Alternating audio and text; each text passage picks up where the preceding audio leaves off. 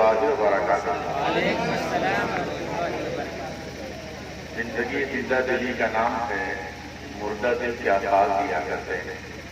جب جواب ملے گا تبھی تو محسوس ہوگا کہ ہاں یہ لوگ سننے کے لیے بیٹھے ہیں، ورنہ کچھ لوگ گھومنے کے لیے، کچھ لوگ رشتے داری نبھانے کے لیے بیٹھے ہوتے ہیں۔ لیکن جب لوگ جواب دیتے ہیں اسی سے انداز لگ جاتا ہے یہ لوگ کتنی دیر سنیں گے۔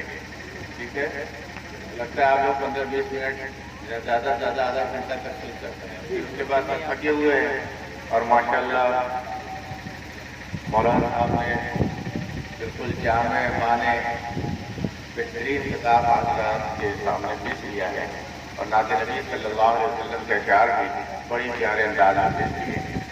میں بھی مجروح ہوں، مجھے بلایا گیا ہے، تو آپ لوگ کچھ دیر کے لیے مجھے بھی سماعت کریں انشاءاللہ۔ کچھ اچھی بات ہے آپ حضرات کو سننے کو ملے گی۔ الحمد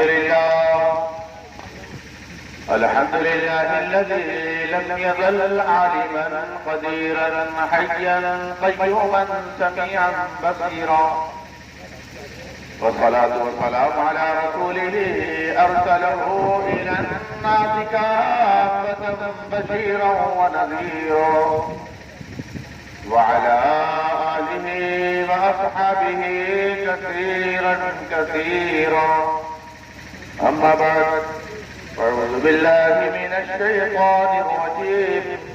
بسم الله الرحمن الرحيم. طلب العلم فريضة على كل مسلمة ومسلمة، أو كما قال العلم نور. صدق الله العظيم وبلغنا رسوله النبي الأمين المعين المكين الكريم، ونحن على ذلك لمن الشاهدين والشاكرين، والحمد لله رب العالمين. شاعر نے کہا یا رسول اللہ، سائے میں تمہارے ہیں، قسمت یہ ہماری ہے. سائے میں تمہارے ہیں، قسمت یہ ہماری ہے. قربان دل و جاں ہے، کیا شان تمہاری ہے. قربان دل و جاں ہے، کیا شان تمہاری ہے. اور کیا چیز پیش کروں آقا، کیا چیز پیش کروں آقا، کیا چیز ہماری ہے.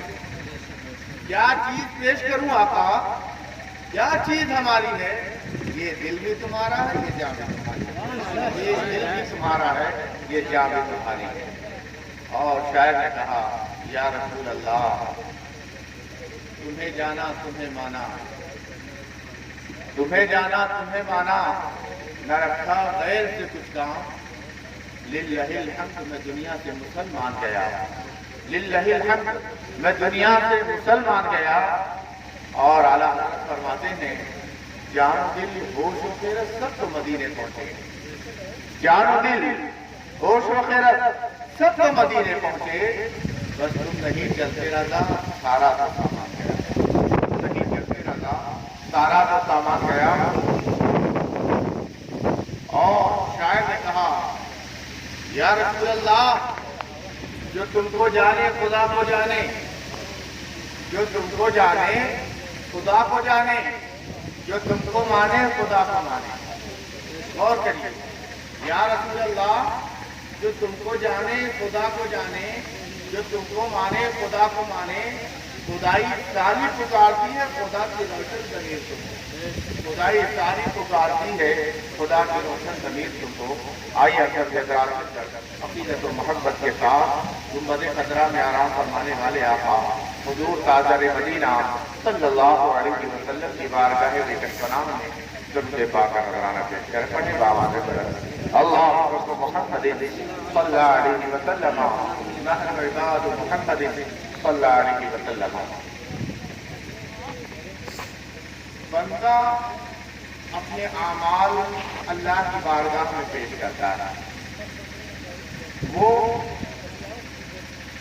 نمازیں پڑھتا ہے، روزہ رکھتا ہے، حج کرتا ہے، زکات دیتا ہے،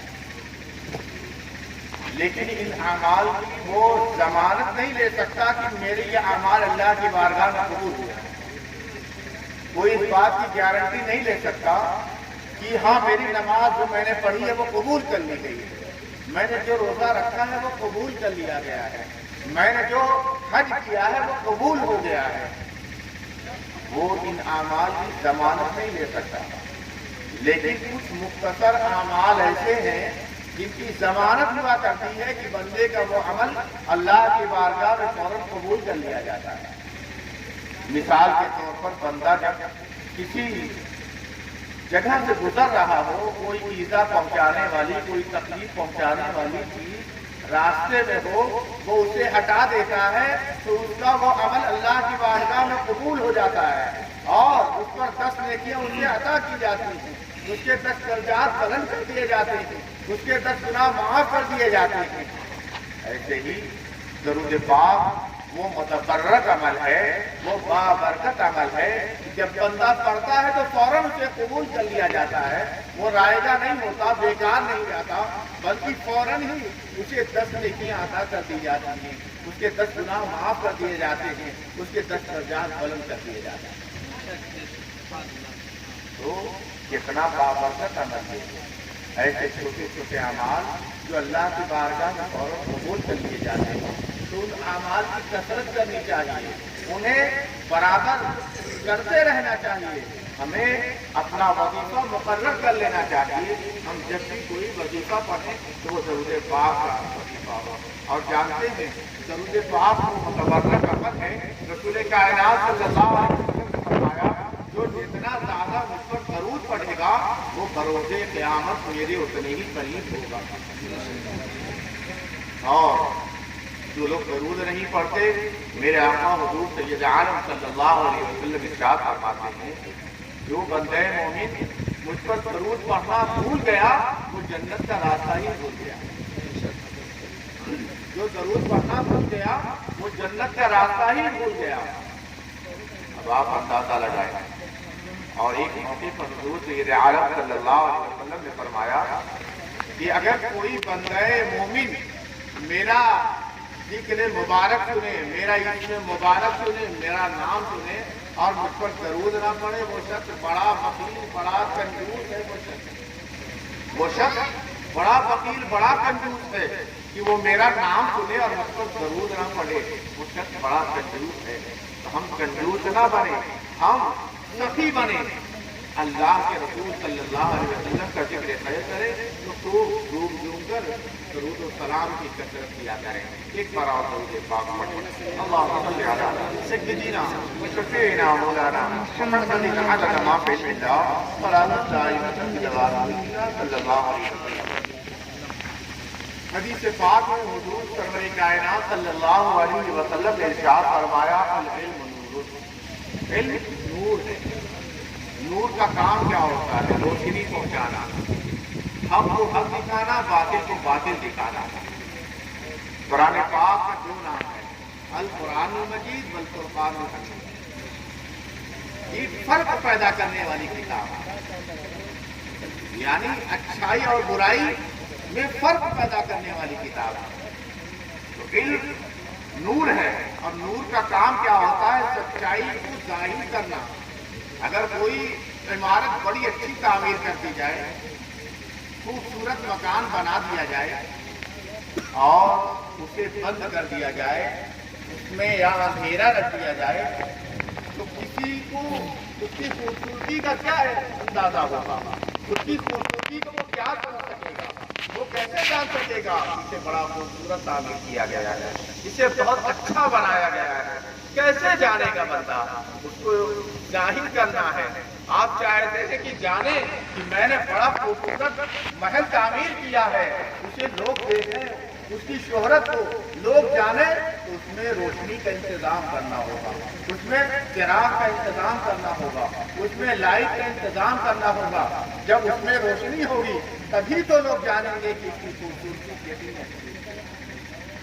اسی طرح انسان علم سے خوبصورت ہوا کرتا ہے، علم سے اس کے اندر خوبصورتی آتی ہے، اس کے اندر بات کرنے کا طریقہ ہوتا ہے، وہ اچھائی اور برائی کو اچھی طرح سمجھ سکتا ہے، وہ دور اندیشی اسے ہوتی ہے، وہ دور کی باتیں آنے والے حالات کا جائزہ پہلے لے لیا کرتا ہے۔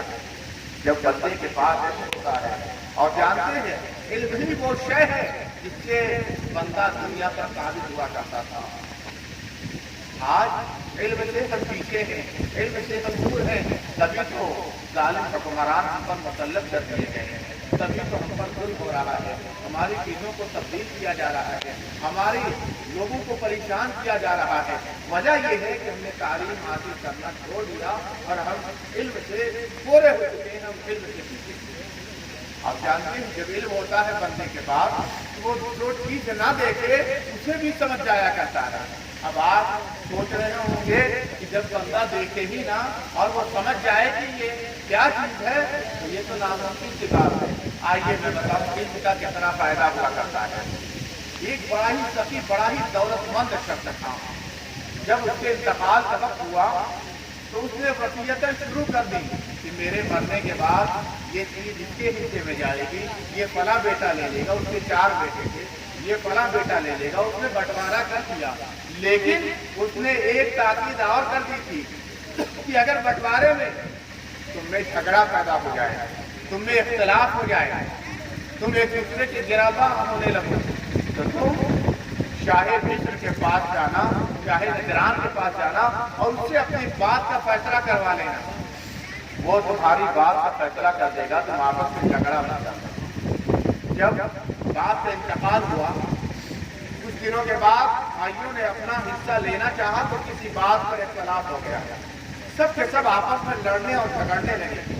تو بڑے بھائی نے کہا ہمارے باپ نے وصیت کی تھی کہ شاہ نجران کے پاس جانا اور اپنا فیصلہ ان سے کرا لینا، تم آپس میں مت جھگڑنا، تم ایک دوسرے کے بھائی ہو، تم ایک دوسرے کا خون نہ بہانا، آپس میں ایک دوسرے سے نہ لڑنا، آپس میں نفرت نہ پیدا کرنا، تم شاہ نجران کے پاس جانا۔ تو سب بھائیوں کا اس پر اتفاق ہوا کہ ہاں ہمارے باپ نے یہ وصیت کی تھی کہ مرنے کے بعد اگر اختلاف ہو جائے تو تم فلاں جہاں چلے جانا، ان سے فیصلہ کرانا۔ اب چاروں بھائیوں نے رفتے سفر باندھا، سب آگے بڑھنے لگے، شاہ نجران کی طرف سب روانہ ہوئے۔ راستے میں ایک کھیت پر ان کی نظر پڑی، کیا دیکھا کہ اس کھیت کے کونے کا ایک حصہ کسی جانور نے چر دیا ہے، کسی جانور نے چر دیا ہے۔ بڑے بھائی نے دیکھا تو اس نے کہا اس ہریالی کو جس جانور نے چرا ہے وہ اونٹ ہے اور وہ ایک پیر کا لنگڑا ہے۔ دوسرے بھائی نے کہا ہاں، اور وہ اونٹ ایک آنکھ کا کانا بھی ہے۔ تیسرے نے کہا وہ بہت پتلا اور دبلا ہے۔ چوتھے بھائی نے کہا کہ اس کے دانت بہت کمزور تھے۔ یہ آپس میں یہ بات کر ہی رہے تھے کہ اونٹ کا مالک پوچھتا ہوا آیا اور اس نے کہا بھائیو کیا تم نے میرا اونٹ دیکھا ہے؟ لوگوں نے کہا، بڑے بھائی نے کہا کیا تمہارا اونٹ ایک پیر کا لنگڑا تھا؟ تو اس نے کہا ہاں بالکل آپ نے میرا ہی اونٹ دیکھا ہے۔ دوسرے بھائی نے کہا کہ کیا آپ کو اونٹ ایک آنکھ کا کانا تھا؟ تو اس نے کہا ہاں ہاں بالکل آپ نے میرا ہی اونٹ دیکھا ہے۔ تیسرے بھائی نے پھر کہا کیا آپ کے اونٹ کے دانت کمزور تھے، اس سے تکلیف رہا کرتی تھی؟ تو اس نے کہا بالکل صحیح تم نے کہا ہے۔ چوتھے بھائی نے کہا کیا تمہارا اونٹ بہت لاغر اور کمزور تھا، بہت پتلا دبلا تھا؟ تو کہا ہاں تم نے بالکل میرا ہی اونٹ دیکھا ہے۔ اب خدارا تم مجھے بتا دو میرا اونٹ کہاں ہے؟ اب چاروں بھائیوں نے کہنا شروع کیا کہ ہم نے تمہارا اونٹ دیکھا ہی نہیں، ہم نے تمہارا اونٹ نہیں دیکھا ہے۔ اب وہ مالک ماننے کے لیے تیار نہیں، وہ بہت برآمدہ ہوا جب تم نے میرا اونٹ نہیں دیکھا تو تمہیں کیسے معلوم کہ میرا اونٹ لنگڑا ہے؟ جب تم نے میرا اونٹ نہیں دیکھا تو تمہیں کیسے معلوم کہ میرا اونٹ کانا ہے؟ جب تم نے میرا اونٹ نہیں دیکھا تو تمہیں کیسے معلوم کہ اس کے دانت کمزور ہیں؟ جب تم نے میرا اونٹ نہیں دیکھا تو تمہیں کیسے معلوم کہ وہ بڑا لاغر اور کمزور ہے، بہت پتلا اور دبلا ہے؟ چاروں بھائیوں نے کہا بخدا ہم نے تمہارا اونٹ نہیں دیکھا ہے۔ اب یہ ماننے کے لیے تیار نہیں، آپس میں بحث ہونے لگی۔ تو ان لوگوں نے کہا چلو چلو شاہ نجران کے پاس چلو، تم اس بات کا فیصلہ وہیں کرا لینا۔ چاروں بھائیوں نے کہا کہ بالکل ہم تو ادھر ہی جا رہے تھے، چلو وہیں تم اپنا بھی فیصلہ کرا لینا۔ جب بادشاہ کے پاس پہنچے تو مالک اونٹ کے مالک نے کہا بادشاہ سلامت، یہ لوگ جھوٹ بول رہے ہیں. ان لوگوں نے میرے اونٹ کی علامت بتا دی ہے, میرے اونٹ کی صفات کو بتا دیا ہے, اس کی شکل و شباہت کو بتا دیا ہے, اس کو بتا دیا ہے کہ وہ لنگڑا ہے. اور آپ کا اونٹ ایک آنکھ کا کانا ہے, آپ کا اونٹ کمزور ہے, اس کے دانت کمزور ہیں, اسے تکلیف رہا کرتی ہے, وہ بہت پتلا اور ٹوٹا ہے.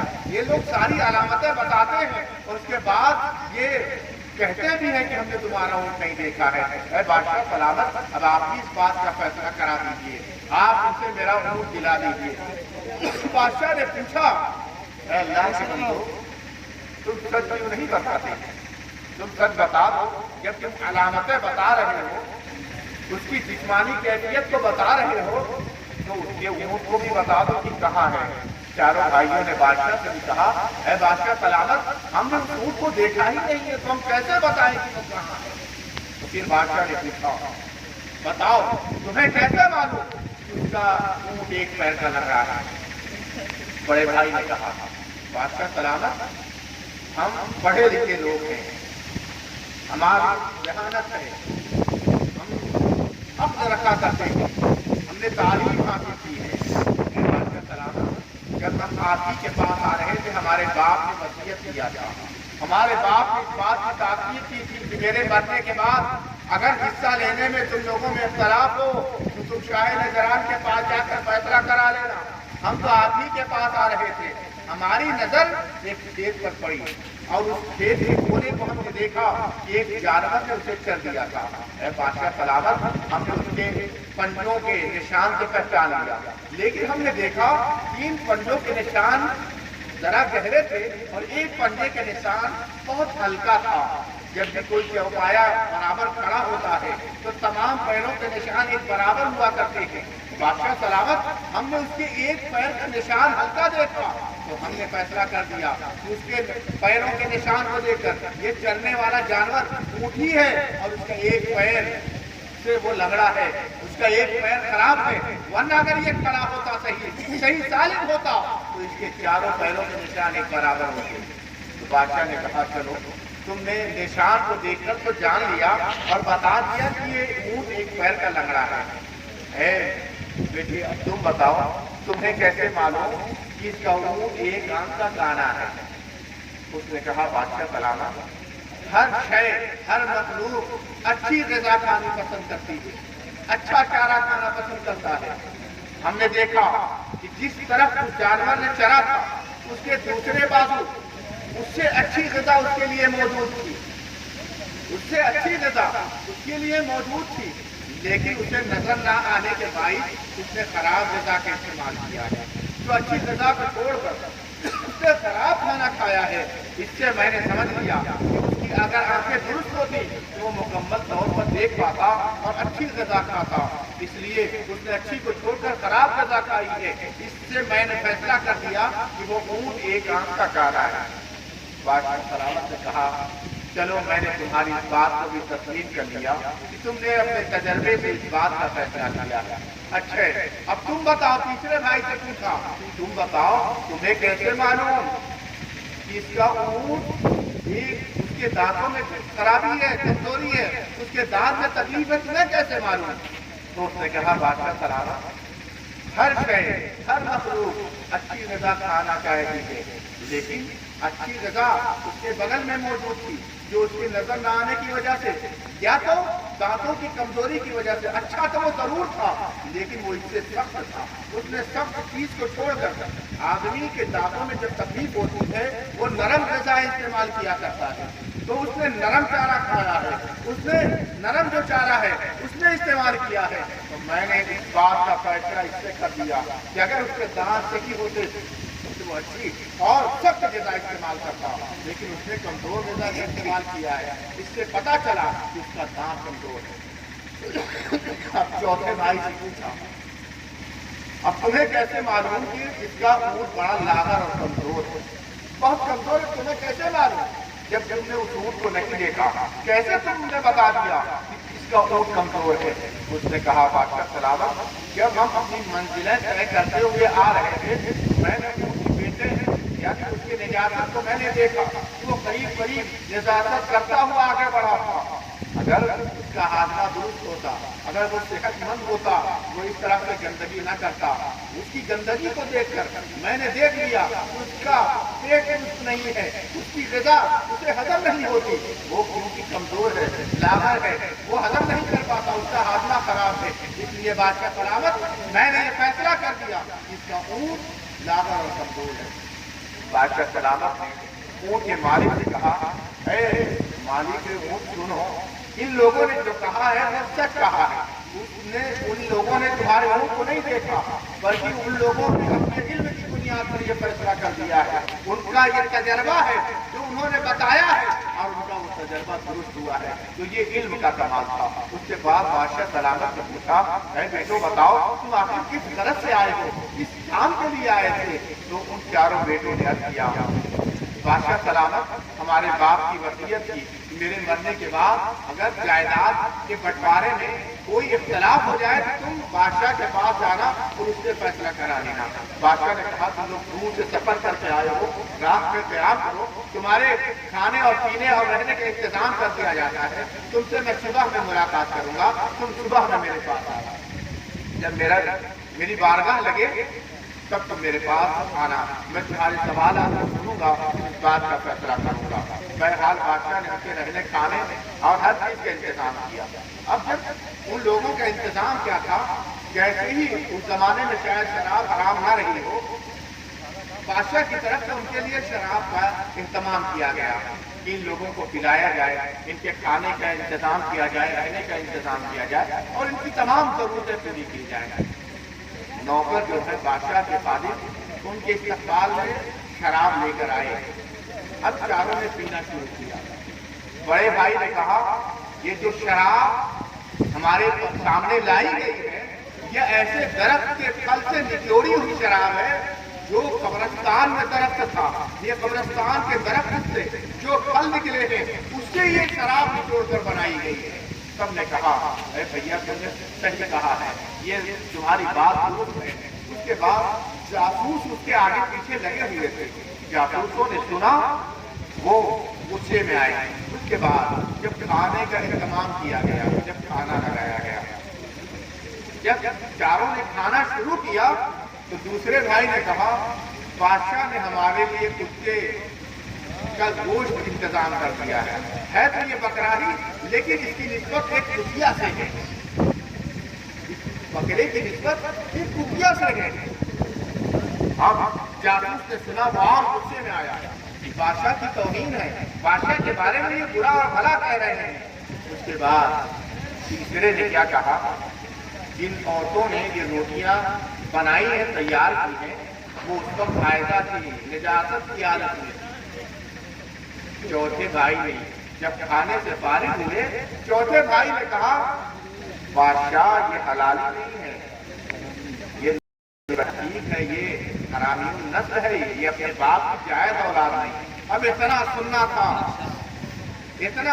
تھا کہ وہ بادشاہ اپنے ہاتھوں میں تلوار لے کر اپنی ماں کے پاس پہنچا اور گردن پہ رکھ کر پوچھنے لگا۔ اب اس کے بعد جب ان لوگوں نے شراب کے بارے میں کہا تھا تو جہاں سے شراب منگائی تھی ان لوگوں کو بلا کر تحقیق کی گئی تو پتا چلا، ہاں یہ جو شراب جس پھل سے تیار ہوئی ہے وہ پھل کا درخت قبرستان میں ہی ہے اور وہیں سے لا کر اس کو تیار کیا گیا ہے۔ بادشاہ نے پھر جہاں سے بکرے کا اہتمام کیا گیا تھا اس قصائی کو بلایا اور اس سے پوچھا، بتاؤ تم نے گوشت کیسا ہمیں دیا ہے، اس بکرے کی حقیقت کیا ہے؟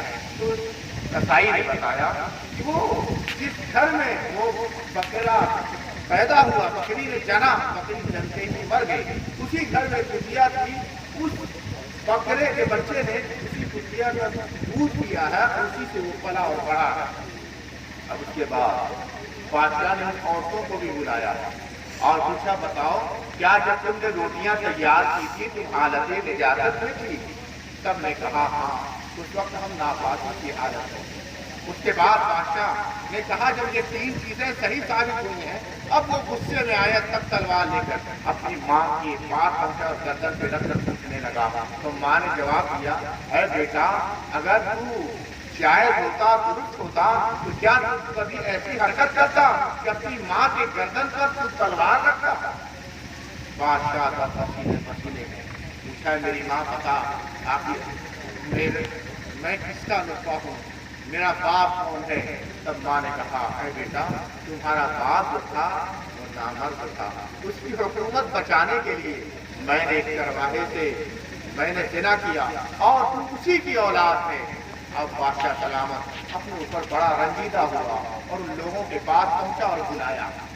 بڑے بھائی سے پوچھا بتاؤ تمہیں کیسے پتا چلا؟ دیکھیے علم کیا ہے، علم جب بندے کے اندر ہوتا ہے وہ چھپی ہوئی باتوں کو سمجھ لیا کرتا ہے، اس کا علم اس کی رہنمائی کرتا ہے۔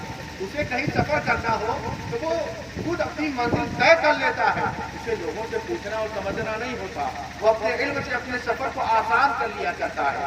جو آنے والی مصیبتیں ہیں وہ اپنے علم سے اسے ٹال دیا کرتا ہے، علم ہر جگہ اس کی رہنمائی کرتا ہے۔ اسی لیے تو اللہ کے رسول صلی اللہ علیہ وسلم فرماتے ہیں العلم نور، کہ علم ایک نور ہے۔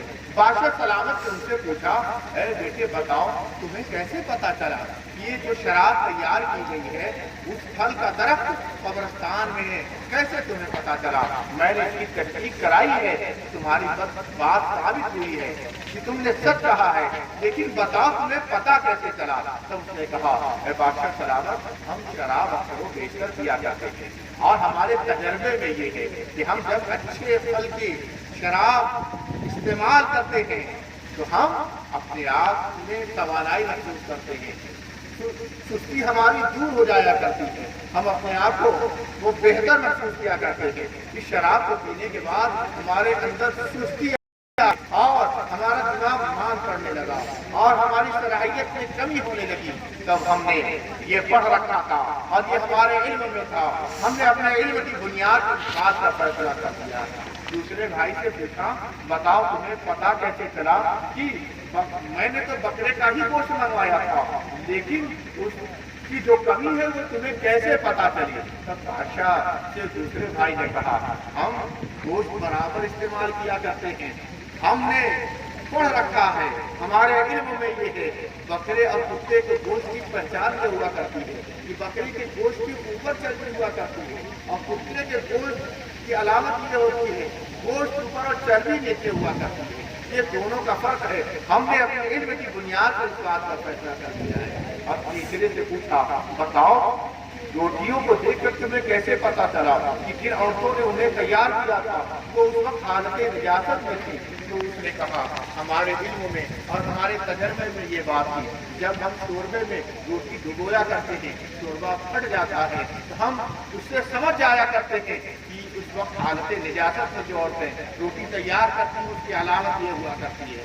اور چوتھے سے پوچھا اللہ کے بندے بتا تجھے کیسے پتا چلا کہ میں اپنے باپ کی جائز اولاد نہیں ہوں، میں اپنے باپ کی درست اولاد نہیں ہوں؟ تو اس نے کہا اے بادشاہ سلامت سنو، ہم اس سے پہلے بھی تمہارے باپ کی موجودگی میں ہم یہاں آئے تھے، ہم نے کیا دیکھا تھا تمہارا باپ یعنی بادشاہ اپنے مہمانوں کی ضیافت خود کیا کرتا تھا، ان کی خدمت کے لیے خود حاضر ہوا کرتا تھا اور اپنے مہمانوں کا خیال خود رکھا کرتا تھا۔ ہم نے تمہارے باپ کی یہ علامت تمہارے اندر نہ دیکھی، تم تو ہماری حالت دیکھنے کے لیے بھی نہیں آئے، بس تم نے نوکروں کو حکم دے دیا، اب ہمارے لیے کیا انتظام ہے، تم اسے دیکھنے کے لیے بھی نہیں آئے۔ باپ کی علامتیں، والدین کی علامتیں اگر بچوں کے اندر کچھ بھی نہ ہو جائز ہونے کی علامتیں ہوا کرتی ہیں کہ ماں اور باپ کی کچھ نہ کچھ علامتیں کچھ نہ کچھ عادتیں ان کے بچوں کے اندر ضرور ہوا کرتی ہیں۔ ہم نے تمہارے باپ کی کچھ بھی علامت تمہارے اندر نہ دیکھی تو ہم نے کسی بات سے اس بات کا فیصلہ کر دیا تھا کہ تم اپنے باپ کی جائز درست اولاد نہیں ہو، ان کی جائز اولاد نہیں۔ علم بندے پر حقیقت ظاہر کر دیتا ہے، اس لیے جو قوم علم حاصل کرتی ہے وہی ترقی پاتی ہے۔ آج جن قوموں نے تعلیم حاصل کی وہ تعلیم کی بنیاد پر آگے بڑھے، انہوں نے سبقت حاصل کی اور ہر جگہ وہ چھائے ہوئے ہیں۔ اگر آپ چاہتے ہیں آپ سر بلند ہو، اگر آپ چاہتے ہیں کہ آپ آگے بڑھیں تو آپ کو علم حاصل کرنا ہوگا، آپ کو علم حاصل کرنا ہوگا، آپ علم کی بنیاد پر دنیا پر قابض ہوں گے۔ آج یہ جو بڑے بڑے ملک دنیا پر حکومت کرتے ہوئے نظر آ رہے ہیں وہ اپنے علم کی بنیاد پر انہوں نے اتنی قوت اور صلاحیت پیدا کر دی ہے، اتنی طاقت حاصل کر لی ہے کہ ساری دنیا ان کے آگے گھٹنے ٹیکے ہوئے۔ یہ ضرورت ہے کہ ہم علم دین حاصل کریں، علم دین حاصل کریں، اپنی اولادوں کو اس کا رجحان دیں کہ وہ علم دین حاصل کریں اور علم دنیا حاصل کریں، دونوں علم حاصل کریں۔ اگر دنیا میں آپ کو آگے بڑھنا ہے، کامیابی حاصل کرنی ہے تو آپ کو علم حاصل کرنا ہوگا۔ ضرور بات کریں اللہم صلی علی سیدنا و شفیعنا مولانا محمد عدد ما فی اللہ صلاۃ دائمۃ بدوام رسول اللہ صلی اللہ علیہ وسلم۔ اللہ کے رسول صلی اللہ علیہ وسلم نے فرمایا طلب العلم فریضۃ علی کل مسلم و مسلمہ، تمام مسلمان مرد اور عورتوں پر علم دین کا سیکھنا فرض قرار دے دیا گیا ہے۔ وہ علم دین حاصل کریں تاکہ ہر جگہ میں کامیابی اور کامرانی حاصل ہو۔ اللہ تبارک و تعالی ہم سب کو علم دین حاصل کرنے کی توفیق عطا فرمائے اور صاحب خانہ نے جس جائز مقصد کے تحت اس محفل باغ کا اہتمام کیا، اللہ اور اس کے رسول کا ذکر سنا اور سنایا اور لوگوں کو اپنے یہاں مدعو کیا، اللہ تبارک و تعالیٰ ان کے جائز مقاصد میں کامیابی اور کامرانی عطا فرمائے اور مرحوم کی کفار صاحب کی پروردگار عالم مغفرت فرمائے، ان کے درجات کو بلند فرمائے، ان کے گھر والوں کو صبر جمیل عطا فرمائے، اور جتنے لوگ بھی یہاں حاضر ہیں پروردگار عالم سبھی کی دلی جائز تمناؤں کو پورا فرمائے۔ وما علینا الا البلاغ، استغفر اللہ ربی من کل ذنب واتوب الیہ۔